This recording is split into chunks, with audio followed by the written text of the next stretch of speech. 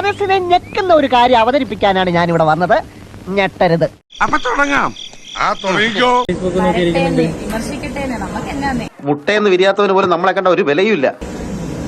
നമ്മുടെ ദേഹത്തൊന്നും പറ്റുന്നില്ല. അതന്നെ ഒരു ജോലിയാക്കി എടുക്കുന്ന ആൾക്കാരുണ്ടോ? അല്ല, പ്രഭാകരേട്ടന് വീട്ടില് വിലയില്ലെങ്കിലും നാട്ടില് പുല്ല് വിലയാ. വിമർശിക്കട്ടെ, കാരണം നമ്മുടെ ദേഹത്തൊന്നും പറ്റുന്നില്ലല്ലോ. എന്നെ വന്ന് ഞാനത് പലപ്പോഴും പറഞ്ഞു, എന്നെ വന്ന് ഇങ്ങനെ ഞുള്ളിപ്പറിച്ച് എനിക്ക് വേദനയും. വയസ്സുകാലത്ത് തലയ്ക്ക് ചോറ് പിടിക്കുമ്പോ ഏത് മാഷ്ക്കും ഇതൊക്കെ തോന്നും.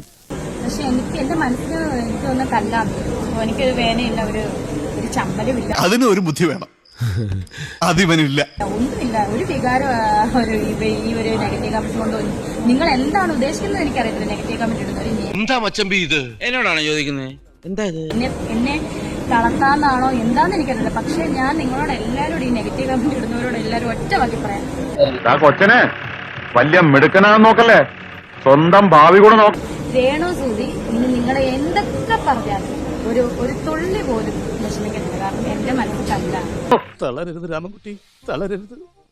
കലാകാരനല്ലാത്തവരെ സമൂഹം അംഗീകരിക്കരുത്. എന്നെ നിങ്ങൾ ഈ നെഗറ്റീവ് കമന്റ് ഇടുന്നവർ വന്ന് എന്നെ തല്ലിയ എനിക്ക് വേണം. അതുപോലെ തല്ലാൻ വരില്ല കേട്ടോ, ഞാൻ ആകെ ഇച്ചിരി ഉള്ളു, ചത്തു പോകും തല്ലിയ. കിട്ടേണ്ടതൊക്കെ കിട്ടിയല്ലോ, സമാധാനമായല്ലോ. എല്ലാവർക്കും സന്തോഷമായല്ലോ. എനിക്ക് സന്തോഷമായി. എല്ലാവർക്കും പിരിഞ്ഞു പോവാം. ഞാൻ പോകുന്നു. Bye bye.